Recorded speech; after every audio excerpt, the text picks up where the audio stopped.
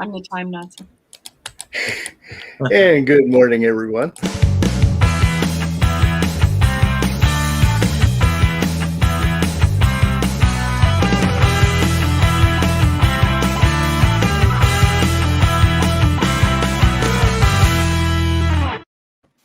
And good morning, everyone. Welcome to another episode of the Con Hour.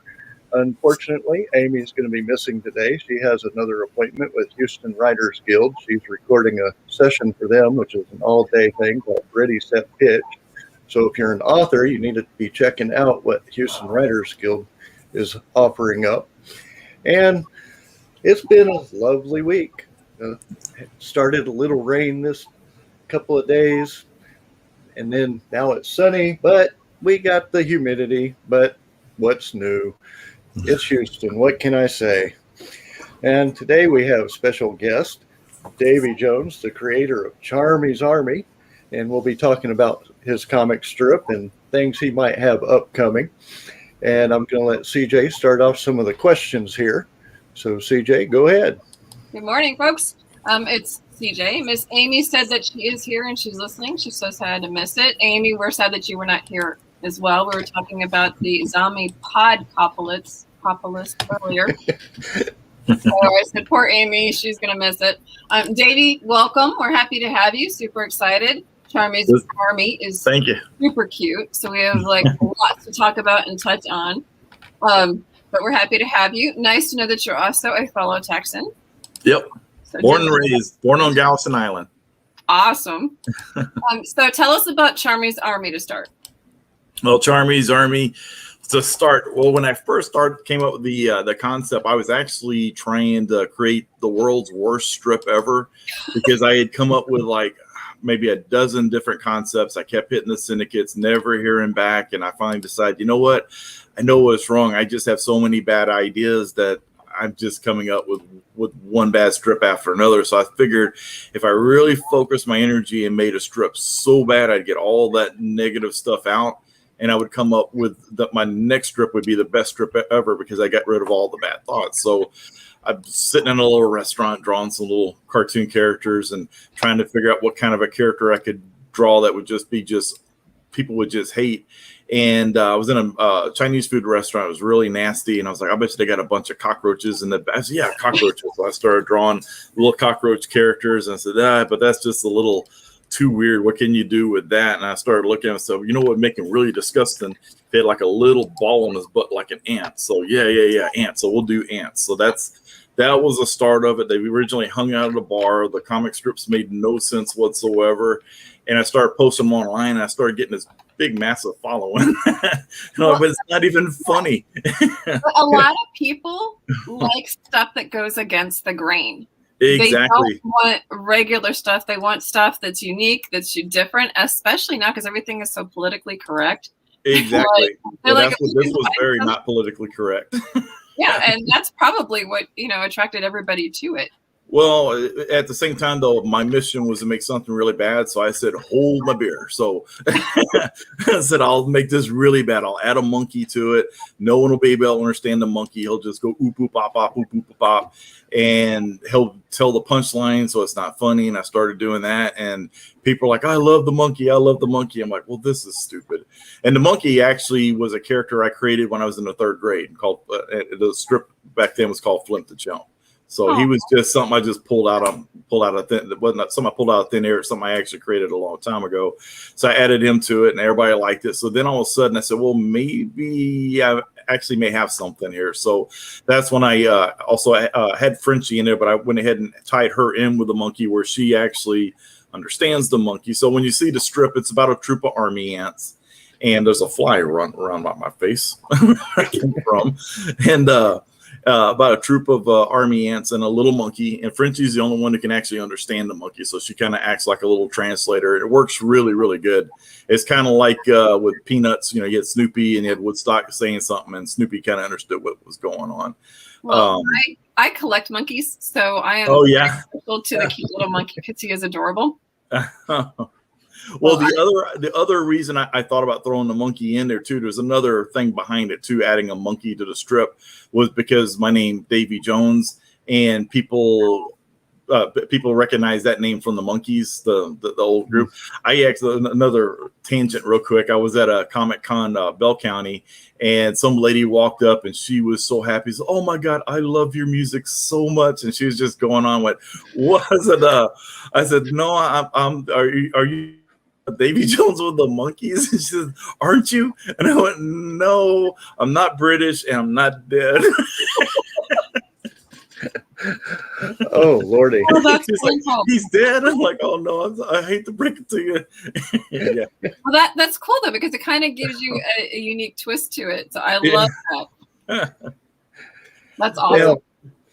Now, one of the other things that you're doing, as I've seen lately, is you're trying to do an animated series with Charmy's Army. Yeah, so with the syndicates, been emailing the syndicates. I've gotten one response from Go Comics, and it was like, yeah, it's good, but we're not that interested.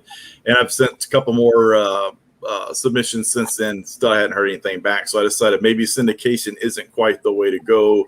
Newspapers are kind of dwindling. There's the funny section itself has gotten so much smaller in so many papers. The Chronicle used to have the Houston Chronicle here used to have the biggest comic section I think that any of the newspapers had, and it's down to just one sheet that folds together and everything's all crammed together. So it's not really the way to go. So right now animation's at a big surge. So I'm working on an animated series. I've got 8 episodes outlined, and I'm writing. I don't know if you've noticed my blogs lately. What I've been doing on the blogs, kind of like an exercise for writing these strips. When I post my my comic strip for the week, my blog follows the comic strip and actually tells the story that kind of continues the story, what happens after that strip is over. So once you get to the punchline, cool. Yeah, then you go to the blog and the story takes up and continues, and I run through a whole scenario. Sometimes it's really funny. Sometimes, again, it's just an exercise of creative writing. Well, and sometimes But it's you kind of really got fun. yeah. Sometimes you got to take the bull by the horns. Yeah. And Oh, you yeah. have to go out on your own and do the indie version. And sooner or Mhm. later, the syndicates are like, "Oh, hey, actually, he's got something here." Yeah. Yeah. Mm-hmm. Yeah. I'm making sure all the episodes are just really stupid because that's what everybody seems to like for my strip. So the lead off episode's called In and Out Burper, and Charmy gets a burping illness where you can't stop burping, and they're all trying all these little weird remedies to cure him. That's the entire episode, and it's going to be really fun. That's really cool. I just got to find me an animator and a producer and somebody with a lot of money. Have you ever thought about doing a children's book on it or something? Well, not really a children's book, but like an actual comic book of it. Well, actually, I've got a couple that I'm working on. I've got a Warrior Winch Wendy comic book that I'm working on. I've actually got it halfway written and halfway illustrated. Mm-hmm. And so in case people don't know about my comic strip, also the character Frenchie, she's got a little sub character that she does called Warrior Winch Wendy. And when she's Warrior Winch Wendy, all of a sudden it's like in medieval times and there's dragons and all this stuff. And she's a hero that goes out and conquers dragons and ogres and pillagers and stuff like that. Same with Charmy. Charmy's got an alter ego called Gooser Dadburn. I don't know if any John Wayne fans out there remember Gooser Cogburn from the True Grit series. Mm-hmm. And so I call his series True Twit. So and the basis of the story starts off that he's got a love-hate relationship with the lunch lady at the camp. And she got really mad at him one day and popped him in the eye, and he had to wear an eye patch. And some little girl mistook him for Gooser Dadburn and thinks that he's this bounty hunter from the Old West and hires him up. And so I continue that story throughout the strip where him and the girl are looking for the killers of her dad. That's really cool. I like that. Yeah. Now, where can people find you, like, say, on a website or Facebook? Oh, charmysarmy.com. Just CharmysArmy.com. Just take the apostrophe out. And same with any social media, Facebook /Charmy's Army, Twitter /Charmy's Army, Instagram /Charmy's Army. I love Instagram, by the way. I'm always posting on Instagram. I love doing my my strip as I'm sketching it out. I got a little example here. So here is what my strip looks like when I'm first sketching it out. As you can tell, the font there is an actual font. So what I do is I go into Photoshop, and I'll go type everything out, lay the font out how I like it, and I just use it just for reference. And once I get it all out, I print that out, and then all the characters here, that's all pencil. So I sketch it out, and I love making sure that every panel looks a little different. Change the scenes up. I find comic strips so boring when every single panel is just this guy talking to this guy. Next panel, this guy talking to this guy. There's no like making sure that every time you go to the next panel, you get a little bit of a different action. If you ever watch TV, when something's going on, changing the angles constantly from talking to talking, sometimes in mid talk, and they do that because they want to keep the viewer's attention. I try and do that same thing with my comic strip. I want to make sure every panel is a little different, so as you're reading the comic strip from panel to panel, it looks a little different. Then when I put my treasury collection together, which I have one in comic book form, I got strip all the way down. It's just not the same thing over and over and over again. It's really boring. Everything changes as you go through, and it just makes it look really nice. I'll take this and I'll tape it to the back of a piece of bristle board, and then here's the actual strip, all ink. See how the lettering changed? It's my own hand lettering. Oh, definitely. Now, do you do commissions at all? Oh yeah. Yeah, that's the only way I can break even at these Comic Cons.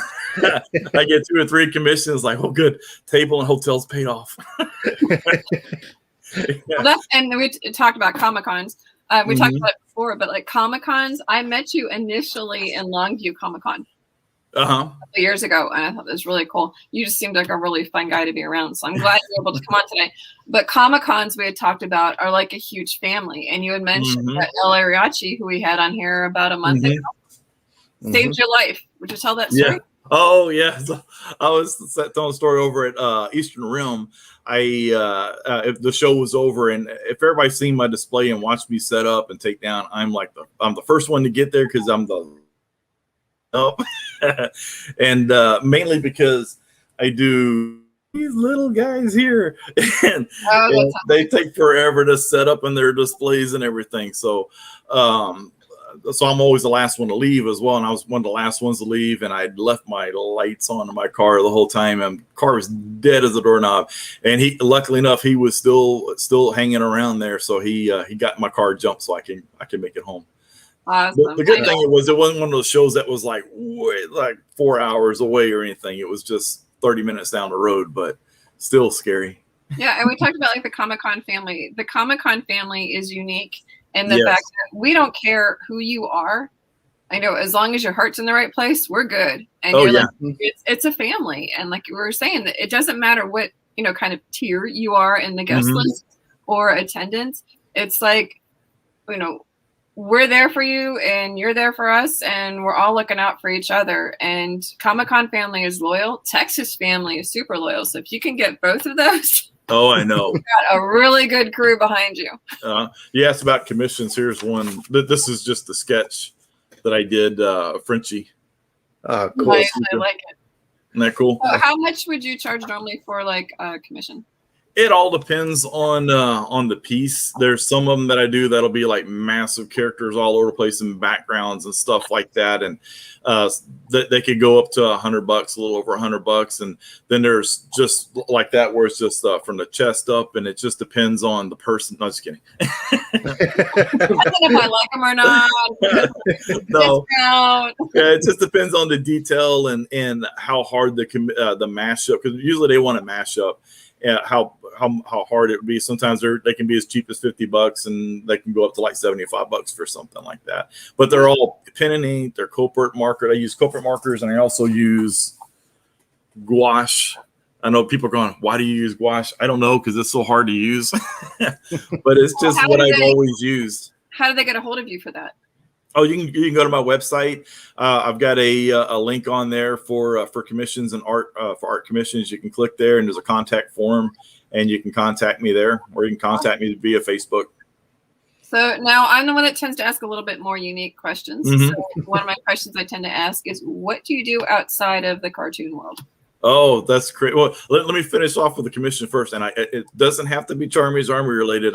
I get so many commissions of people wanting Pikachu's mashed up with different characters, so I'll draw anything. So, well, I'm actually thinking of I have a children's book, Chief and Sarge. Mm-hmm. So I was kind of thinking something along those lines. Oh yeah. I can draw any style. I can draw any character. I can draw anything any way anybody wants something. So. Yeah. Well, I like to do, like, we had Jeremy Jack did one for me, fan art. So I like to get different people's perspectives of Chief and Sarge. Gotcha. So outside of the cartoon world. Yeah, outside of the cartoon world. This is so crazy. So I work at Solve Kiln Inc. What we do is like paint solvents, and we also do some hand care, beauty care stuff. So we do a little bit of all kinds of different stuff. So I'm the project manager. I manage projects from the start to the finish. I'm the graphic designer there. I also dabble in the regulatory side of it. Just dabble. I do enough dabbling alongside of the people there who are the experts, so that way I can ask questions, because you always want to make sure that you can ask the right questions. So you got to know enough to be dangerous. I always tell everybody. Mm-hmm. So I'm like the stick of dynamite there at the company. Nice. I like to see blow up and make people go. What do you do outside of that, like as far as hobbies and stuff? Oh, hobbies. I thought you were talking. No. Both. I like both. But see, the cool thing is that's like my entire life is that place. I love working there. By the way, that, you're not just the cartoon. You actually do other stuff. Yeah. So there's all kinds of. I love music. I've been a big music fan all my life. My favorite bands are Cheap Trick and the Beatles. Love those two bands so much. It's not the Monkees. What's that? It's not the Monkees. No, I do like them, and I have seen the Monkees in concert before. Not that I'm that damn old. They came back in the '80s when I was in high school, and we saw them over at Astroworld.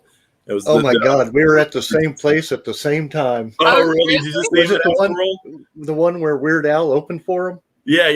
Yep. No way, that's funny. Oh wow. Funny. That's funny. That's unique. So, what's your favorite movie or fan? Well, that's an easy one. My favorite movie is It's a Wonderful Life. Jimmy Stewart.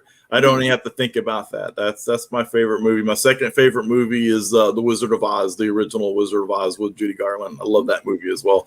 I love old movies. I love that whole genre of kind of filmmaking, especially comedies, the old comedy like Laurel and Hardy and Marx Brothers and stuff like that.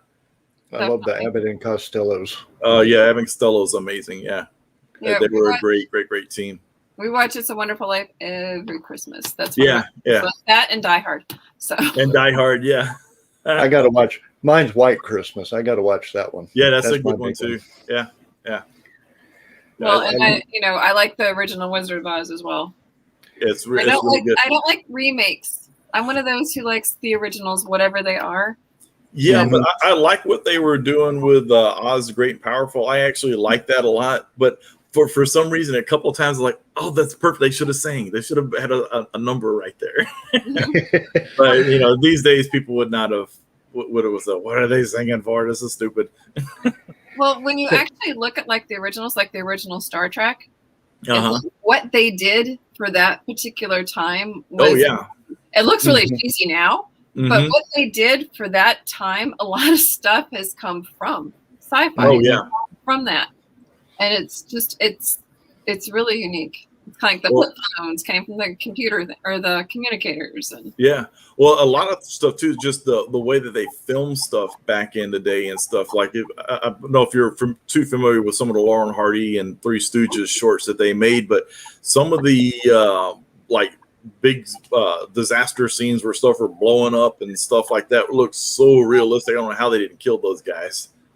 Because they didn't have all the special effects like we had back in the day. Stunt doubles, none of that stuff. They did their own things. They were beasts. Yeah.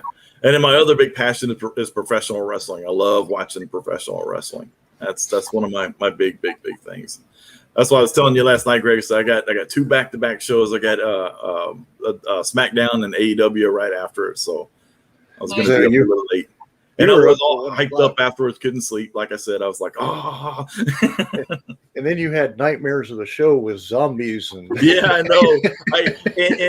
I kept forgetting who my characters' names were and all this stuff.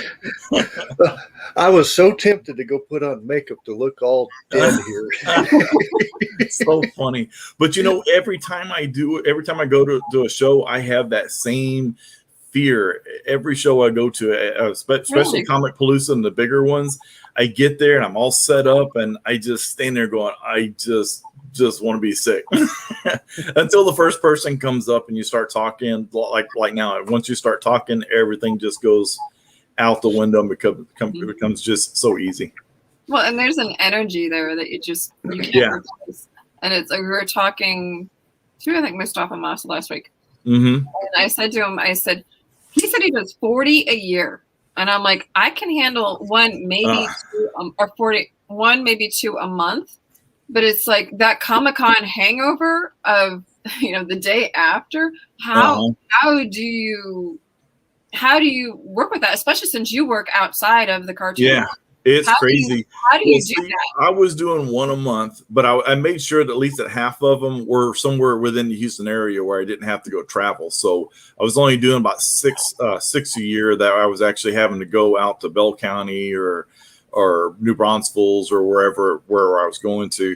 And that kind of helped out a little bit, but I don't know what it is. Everybody always complains about the con crud. I've never had con crud. I have the hangover where it's not the crud. It's just because you are so high during the whole thing. Oh yeah. You just crash down, and I'm just exhausted. It's not that I'm sick; it's that I'm a good exhausted. I think for me, what it is that come Monday morning, I got my day job, and I'm like super dedicated to my day job, and it's just like my Comic-Con. So I get up and I get to work that next Monday. And my high for my job is right back up. I'm just as hyper as I am at the shows as I am at my job. Drives everybody crazy, but now, at least I get a lot of stuff done at work, which is really good. What shows do you still have for this year? What's that? What shows do you still have? What shows? So the first one's going to be Comic Palooza. That'll be my first show in about 1.5 years. So I'm really looking forward to it. So I got that first here in Houston. Mm-hmm. After that is Bell County, and that's in Belton, Texas. Then the weekend, and that's in the first weekend of August. The second weekend of August is Hill Country Comic Con in New Braunfels. Love that show. That's such a fun show because I love New Braunfels to start with. And we're going to stay at that Fost Hotel, which is right next door to the convention. My wife's going to go with me to this one because it's it's just a really, really, really fun show to go to. So I'm already looking up some wineries and different things to do. We're going to go up there a day early and just have a blast. I love it when she gets to go with me. Well, and that's the way to do it, is to kind of explore the area first. Yeah. Coming in, doing the con, and taking back off. Kind of enjoy the time that you're out running around, especially if you have your other half with you. The same with Belton. I keep telling her, I wish you can go to Belton with me one time. They, of all places, they got the most amazing Thai food place in downtown Belton. It's just really, really, really good. Yeah, and they got a really good barbecue place as well. I can't remember the name of the barbecue place now off the top of my head. No, I'm not going to remember. That's one bad thing about me. I cannot remember details. I have notepads all over the house. I got one by my bed. I've got one out in my sunroom. I got one by my chair where I sit in the living room. I got one over here. I have to write stuff down. I'll have a great idea. I'll wake up in the middle of the night and I'll have to get up and write stuff down. So the ones in the middle of the night, sometimes the next morning I go, I got out of bed for that. And sometimes I go, oh my gosh, I'm so glad I wrote that down. That is really, really funny. Well, I know sometimes they get ideas. I'll get ideas when I'm asleep, and I have a Post-it note application on my phone. So I'll quickly dot it and drop it into there. The other places I kind of get it, strangely enough, are in the shower. Because you're taking a shower, and I guess you're massaging your brain when you're washing your hair, and they kind of come to, where do you get your ideas? They just come to me. There's no rhyme or reason for them. I'll be driving down the road. I'll be working on a project at work and be super focused on nothing else but this problem I'm trying to figure out. And all of a sudden I'll hear a voice in my head and I'll just an idea comes up and I've got to write it down. I've been really gifted with not having to sit there and go, okay, it's time to write. What am I going to do? I never have to do that. When I sit down and I know I want to write, I got like four or five ideas popping in my head. When I do my walks for exercise, I'll be walking and I'm constantly getting my phone and recording memos as I'm walking because I'll come up with ideas. I never not have an idea for my comic strip, which is really good because I hear so many people who have writer's block constantly and struggle. I've never been that way. Well, but I've been creating since I was a little kid. I used to have notebooks all over my house, and I was just constantly writing stories down there since I was a little kid, just constantly. Drove my mom crazy because she had to keep buying me notebooks. As an author, we get that because usually there's planners and then there's pantsers. And I'm a pantser. So I am the same way. People mention writer's block, and I'm like, what is that? I have ADD and OCD, so it's like for me, the mashup of it works great because I can do like several projects at once. But the ADD person in me is like jumping all over the place within the storylines, and it's great. Yeah, but it's a blessing, but it's also a curse too. Sometimes, like I said, because you have to get up in the middle of the night sometimes and write these ideas down because they come and then they go. And the worst thing is when I don't get up and they get up the next morning and go, I know I had some idea of something about Charmy was doing something and Flimp had said something that Frenchie said was something. And what was those somethings? And it drives me bananas trying to remember it. And that's sometimes I just don't remember. You had a few other shows. We didn't quite finish that part. Sorry to jump in the middle of that. Oh, yeah. Oh, some other shows. So that's pretty much all I'm doing. After Hill Country Comic Con the following weekend, the second week in August, I have, remind me again, Eastern Rim coming up. I don't know why I keep slipping. I know why I slip in my mind because I haven't promoted it yet because it's too close to being in the same vicinity as Comic Palooza. So I want to get Comic Palooza over first, and then when that's over, then I'll launch that and announce the Eastern Rim one. I don't want to get people too confused on where they want to see me at. Yeah, Eastern Rim is actually in September. Yep. It's still a ways away. Right. You said August, so we were. September. Yes. For those listening, it's actually September. That one I will be at. It's going to be fun. I love that show, and Jerry is amazing. The guy who runs that place, he's just such a great guy. Such a great guy. Yes, definitely. And one of the things one of the comic strips that I saw of yours, which I thought was hilarious, was the writer's block one. Since we were all on that subject. Oh, the zombie one? No, the writer's block. Oh, the writer's block. Oh, yeah. I pop up and I say something about pizza. Yes. But one of the other things is it hard to get with the deadline of the comic for like a newspaper? No, it's really easy because I got a system. And I it's something weird with me. I have systems for everything. So I turn my strips in about a month and a half before they're due. So I do a month at a time. The papers that I'm in are all weekly newspapers. So I only have like 4 or 5 strips every month to do. I got a calendar, a spreadsheet, and everything I need on my computer to keep track of everything. And I have a certain day when they're done. And I've got a system all set up, and my wife helps me out with this too because she has the what they call close at the beginning of every month, and that's when I sit and go, okay, well, she's working, I'm gonna work too. So helps me kind of get motivated to jump on while she's working downstairs. I can jump up here and work up here and get my strips all linked in. And I've gotten so fast now on these strips. I knock these things out. It used to take me about 3 hours per strip when I first started off because I was just so gotta be perfect. And I'm really so comfortable now. It takes me about an hour per strip. So it takes me about 4 hours to get the strips penciled and inked and ready to go. The hard part is coloring them. That takes a while. And then I just color for 4 or 5 evenings when I get home from work until I get them all colored up. Then I send them out to the papers. because that takes a lot of detail. It's not really work when it's your passion. No, it's not work. It's so much fun. I actually look forward to sitting there and drawing. I did a couple of specials. If anybody is going to Bell County Comic Con, be sure and try and grab one of the comic books that they give out to the first so many people and to the VIP. I did a page on it. Matter of fact, I'll give you a quick little glimpse. We're going to sneak peek. That's the pencil of it. Oh, cool. And anyway, it's going to be really neat. So it's going to be a tip of the hat to Cammon America. It's one of the sponsors of the Comic Con. So Frenchie's going to dress up as their superhero, and I won't give away the punchline, but it's really cute. And then you can bring by and I'll sign it for free. Oh, neat. Yeah.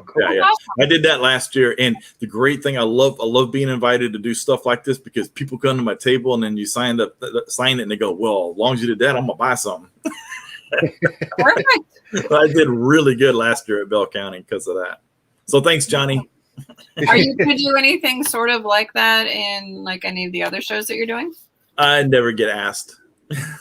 Ah, Yeah. Oh, I never ask. And I just wait for somebody to ask. Where are you? He's Rim. Jerry. I don't know if they do anything like that though. I think Bell County is the only one that does a special comic book, and it's a really good idea because they it gives like a treasure hunt kind of feel to the show because people get that comic book. That's what they do. They give us a little sign to put at our table, and it says comic book artist here, so oh, he's one of the artists in that book. So people are looking for us to get all those pages signed. And it helps us out too because it gives us more people to talk to and stuff because people are actually looking for. I'm seeing people who I normally probably wouldn't have seen who are just looking for autographs, and then they see, oh wow, this is really cool when you give them your whole story about your comic strip and everything. So it's good. It brings traffic in. Definitely. Well, great idea for Comic Con. Yep. It's good for any Comic Con. I suggest it to anyone who wants to do that. It helps us out. But I think Scott has some ideas going through his head already. Yeah.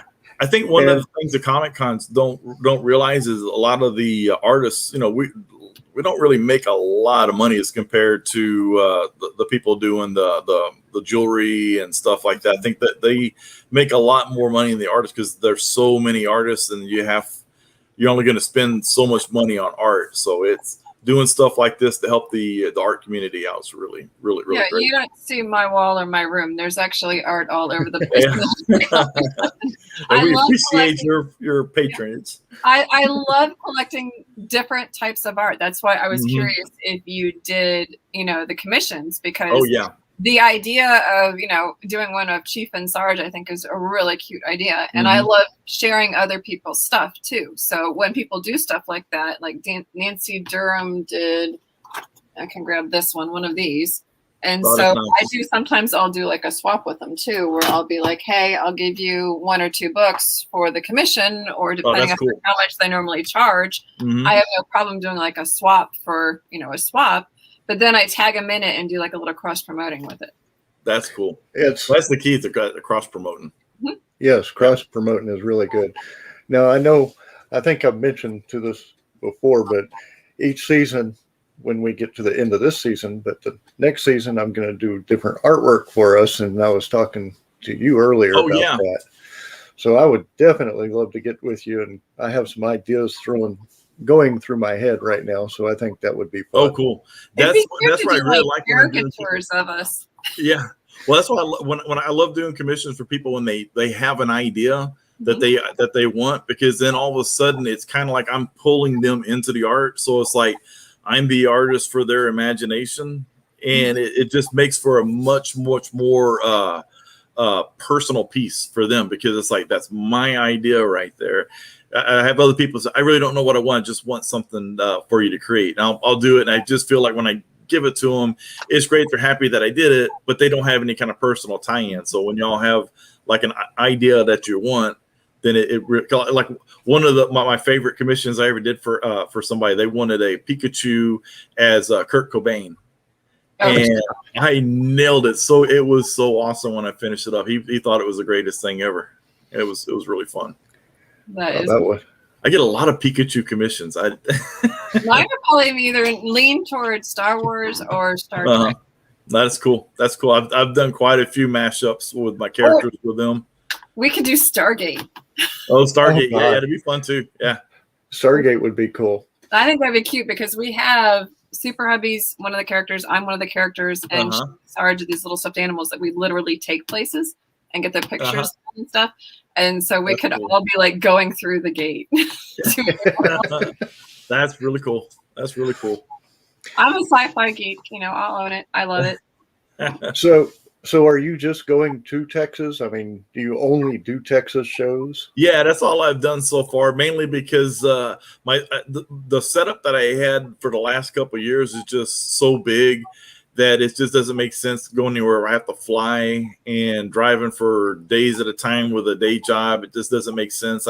I'm doing shows where I can take a Friday off, drive up early, set up, and then crash and take everything down as quick as I can on Sunday, drive home, and go back to work on Monday. So would you be open if some of the Comic-Cons listening right now potentially offered you a guest spot where they paid for your table in your hotel? Oh yeah, then that would help out a lot. Yeah. That's the hardest part, is getting that paid off so you can actually make a couple $100. Exactly. So those listening, he's open to guest spots. They don't necessarily have to be in Texas. He just probably has to be able to drive to it though, because of all Yeah, because everything that you have to take with you. Well, I mentioned the other night to Greg too, I'm looking at doing something a little bit different with my show too. So I'm looking at taking my 11 by 17 prints off the board altogether, and I'm going to try it the next couple shows just to see. They don't really move all that well, and they take up a lot of space. And the other thing is, when I've got that big print wall behind me, I think I'm sending the wrong message of who I am. And there's so many, no knock on print arts, but there's a lot of prints out there, and I'm trying to do something a little bit different. So I'm taking those off the board altogether. I'm still going to have my little mini prints again that are like this big. They sell really well, and it just gives me a little bit of a difference in there. I'm going to keep those, but I'm going to make a whole bunch of these original little mini print cards, and that's going to be my focus of my art the next couple of shows. I'm taking the big stuff again off the table. I may do some original 11 by 17 drawings and stick them in a book like the other artists are doing, but the print wall is going to go down. The prints are going to go away, the bigger prints. And I'm looking at getting a big backdrop in the back that just says Davy Jones, creator of Charmy's Army, and have my characters on the back. I've already redone my my table setup, so the ugly green tablecloth is gone, everybody. So look for a big blue tablecloth now. It's much nicer, ties in with the theme of the website and everything. And got some new table throws instead of the banner I'm trying to stick on there that kept falling off. Now I got a little runner I just throw over. It has my picture of my characters on it. So if everybody's looking for me, it's going to look a little different this year. But you'll hear me because I'm the loudest person in the alley.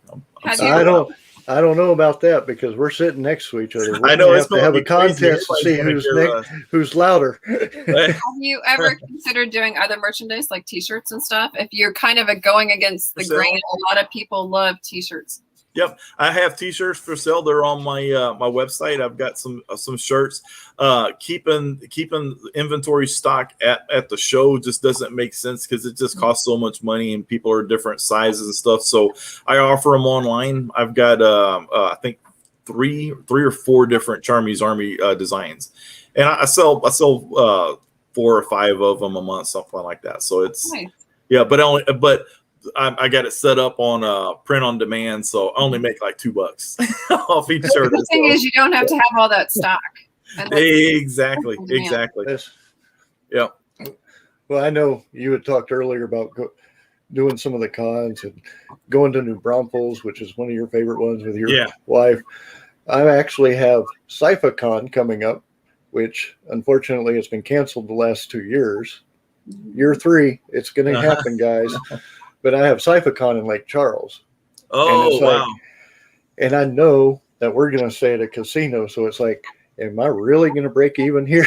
Yeah, my wife and I went to Lake Charles. Oh my gosh, it's been 3 or 4 years ago, and spent a weekend there, and it was so much fun. Lake Charles, though, has been hit really hard last year. That's what I heard. They may not, just because of the damage. They're still cleaning up from it. Mm-hmm. Well, Didn't they get it a couple of times, I think.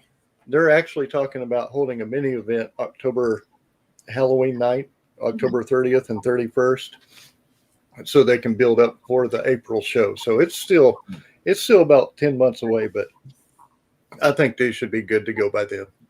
So, I'm hoping. Davey, are you going to do Tyler Comic Con this year? I know you mentioned you did that one year. No, not this year. I'm slowly kind of building my funds back up after last year, with all the shows being knocked out. I usually do a couple of shows, take the money, and then invest in some more tables. And so I'm kind of scaling back this year. I'd love to go back again, but I'm going to have to skip this year. I'm hoping to get back the next year because that's where I got the commission for the Pikachu Kurt Cobain. There you go. Yeah. Well, again, one of my favorite commissions I did. One other show I want to give a shout out to, if that's okay. I want to give a shout out to BrazCon. I don't know if everybody's heard of BrazCon before. That's by far always been my best show I've ever done. It's right down here in Manville, Texas. A couple of years ago, it was in Pearland, Texas, but it's in that school district, the Brazoria County School District. And it's a really, really good show. The last one I did was not last February, but the February before that, right before the pandemic. And I financially, I did really well at the show. But the main thing is it's supporting the school district and the library. And it's just an amazing show. I did a panel there. I led the panel with Ryan Shaw and Sean Mackey. And we talked about art to the kids and stuff. The place was packed wall to wall for our panel. They were all asking questions and laughing and cutting up at our jokes. And it was just a lot of fun. It's one of the better shows that I do every year. And it's a one-day show. But I just BrazCon,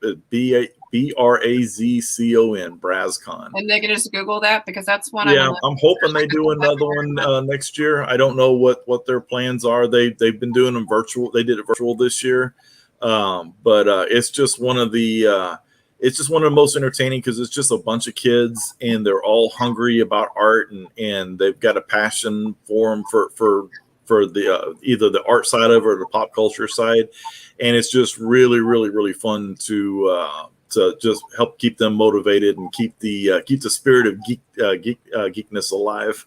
Raising them right, I'm telling you right now. Now, I do want to let the other cons know, hey, if you're watching us, advertise us. We'll advertise your guests. We will advertise you. We will have you on our show. We will talk about your show. We will do anything to help y'all out. Press passes will be there. If we don't already have one scheduled. We are applying for our press passes now, so hopefully those will go through. Mm-hmm. And we are definitely looking forward to doing shows either at your show or, like I said, about your show here so you can advertise it. And we'll be happy to get you in contact with some of our guests like Davy Jones if you're interested in having him. Hey, that's what we're here for. We're here for y'all and all our viewers. Mm-hmm. It's basically your Comic-Con panel. One-stop shop for Comic-Con world. Huh. So what are y'all's favorite shows to go to? What Comic-Cons have been y'all's most favorite? Well, I'm really heartbroken. Arlington stopped doing them, and I left it kind of for the same idea. It's really small, and you saw the same people every year, and it was like coming home, and they stopped doing it. That was my favorite. So I'm you broke up at the beginning. What was the name of it again? Arlington. Arlington. Yep. So that was one that we always marked off to make sure to go to because we really enjoyed it. My sister and I do them together, and sometimes Super Hubby comes. Yeah, those smaller Comic-Cons sometimes they're so much more rewarding in the long run because you get to spend so much more time with the people who are there looking around. Where the bigger shows, they're like, especially like Comic Palooza, they're just going boom, boom, boom, boom, table to table, and they're trying to see everything. And those smaller ones, especially like Tyler is just an amazing show every year. Well, I'm hoping to find a new Comic-Con favorite this year. We did apply for Tyler. We're doing Comic Conroe.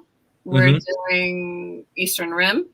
We applied for Tyler Comic-Con, haven't heard back from that one yet, and we're doing Beaumont. So I'm searching for a new favorite Comic-Con. Let me know if you're interested. Love to be there. I'll put a word in for you for the Tyler. I know the guy at Tyler Comic-Con. I'll let him know Brett Mitchell, again. I have so many different ones. I mean, Comic Palooza is huge, and it's hard to see everything. Now, DegaCon, which had their first one, I enjoyed the fact that they actually had live wrestling there. Yeah. And I mean, it was something different. I know AnchorCon, the one that we're interviewing in July, they actually have puppeteers coming. So I'm wondering if they're going to have a that's interesting show. So, I mean, there's so many, each con has its own aspect, like Eastern Rim and the Son of Houston. I think that was it, Son of Houston Con. I mean, there are more of the old style Comic Cons where you can get the old style comic books and stuff like that, which that's another great thing because you don't really get that with some of the newer fandangled shows. So, I mean, each show has its own perks. NerdCon, which I went to this will be their third one, I believe. I mean, that was a great show. That was different aspects of everything put together. So, I mean, like I said, each one has its own different, unique flavor, I should say. I met you actually, what was it, 4 or 5 years ago at Layers Con? Yep, I was about to bring that up. Yeah. We were neighbors then too. Yep. So, I mean, each show has its own different uniqueness. So I don't want to say I have a favorite. Now, I can say I've been to Beaumont Comic Con and I sold out of books. I mean, hell, that could be my favorite. But it was a different, unique type of show. So, I mean, each one is different. Well, it's almost like asking, which one's your favorite child? You enjoy each one because each one has a different strength. But I prefer the smaller ones just because I am, believe it or not, painfully shy when you're face to face. No, that's me. I'm painfully shy too. Yeah, but you wouldn't know it at the Comic-Cons because the energy. No, because you're different. You're somebody different at the Comic-Cons. You're not you at those shows. I'm Davy Jones. I'm not my normal self at the shows. Yeah. Well, and it's also the Star Trek Pathfinder, by the way. Plug ST Pathfinder. But it's when you're there, the energy is so infectious. Whether you're shy or not, you are not by the end of the day. It's like you never met a stranger. It's great. And of all the cons and cities and everything that are around, I've never done a show in Dallas. Really? So if there's any promoters wanting to throw a free table in Dallas, right? And I'm always otherwise I'm gonna try and go next year. I got to get to Dallas next year. Too. The Dallas ones are huge. Yeah. The ones that I've seen, actually, the ones in Houston though are really big too. And Comic Palooza is humongous. Yeah, that was huge. I actually applied for a press pass for Comic Palooza people. If you're listening, please allow me to get any connections anymore that I used to. Yeah, definitely. That was the very first show I did, and I remember walking into that place and setting my table up with my 6 prints that I had that I laid across my table. They didn't provide a tablecloth. I had no tablecloth. Oh no! And I had no backdrop, and they had no wall at the particular show. So the person behind me had prints on both sides, so it looked like his prints were mine. People kept walking up. Oh, I want that print right there. No, all I got are these 6. Oh man. Oh, well, you got to start somewhere. Though. Yeah, it was horrible. I sold like 2 prints and a couple of little original sketches that I did of Charmy's arm. I think I made all of $20 the whole time I was there. It was well, like I said, you have to start somewhere. And the Comic-Con world, your first couple shows, you're going to do terrible at. First couple years of shows. But when they start to recognize you and they start to see you and they're like, oh, well, he's just not, or she's just not doing this just to see if it works. start building. Actually likes Comic-Cons. Mm-hmm. Then they start to adopt you into the Comic-Con family, and it's a whole different world. Yeah, I started breaking even on my Houston shows, and that's when I decided, okay, I'm gonna hit the road. And oh my gosh, that was in year 3, and year 3 was miserable. I'm like, I can't keep hitting the road. I'm not making any money. And then when I went back to those places the second year, then all of a sudden I had this big following of fans who took my card and checked me out and decided, oh yeah, no, I really do like Charmy's Army. And then all of a sudden I started breaking even, and now I'm making money on the road. So yeah, not a lot, but enough to pay my hotel and have enough money left over to buy another table. There we go. Yeah, when you start at them, like I said, they're trying to figure out, are they doing this just to see, it works? But when they find out that you're really, a Comic-Con fan and part of the family, then they start to kind of take you seriously and start to build up. And I tell people, it's not even necessarily about selling stuff. I mean, I'm an author. I'm there to sell for sure. But to me, that's not what a Comic-Con is about. To me, it's getting to know people. It's getting to, meet them on a totally different type of level. They're realizing that you're a person. You're not a name. I'm not just CJ Peterson, Star Trek Pathfinder's chief of security. I'm, an author, blogger, podcaster, publisher. Exactly. You're not just Davy Jones, Charmy's Army. You do commissions. You do, all sorts of stuff. Greg is not just an author. He has his really unique costume, which is, right here for those who are watching. When I saw him here and I saw him in real life, I'm like, I would not have recognized you. It's fun. Or like you run across different cosplayers. And it's like, I know them, I met them, and I see them all the time on Facebook. But this one that I just saw at Kilgore, I didn't recognize her as that's who she was. Yeah. She wasn't in her cosplay. And so it's unique when you're actually put a face and a body behind the name. And you have some kind of solid basis for actually being there. That's one of the things I tell a lot of the younger kids that are there, and they're doing some prints and they're putting them up and stuff. And they say, this is like my second year and I just can't push anything through. And I always tell you need to make sure people understand why you're here. Why are you here? You're here just to sell this, then that may not be enough. Like for me, the reason I'm gaining traction everywhere I go is because I actually have a strip that's in newspapers. So they understand that, this guy is established. He may actually become a big syndicated comic strip cartoonist one day. And it just gives you a little bit more validity. Once the first year that I was doing the Comic-Cons, my strip wasn't running in any papers just yet. That second year, I still think that's what really helped me. Not so much the fact that it was seeing the same people over and over again, but that second year, I had a big story to tell. And that's when it started all really climbing up, because I had newspaper in hand showing, look, it's in a paper.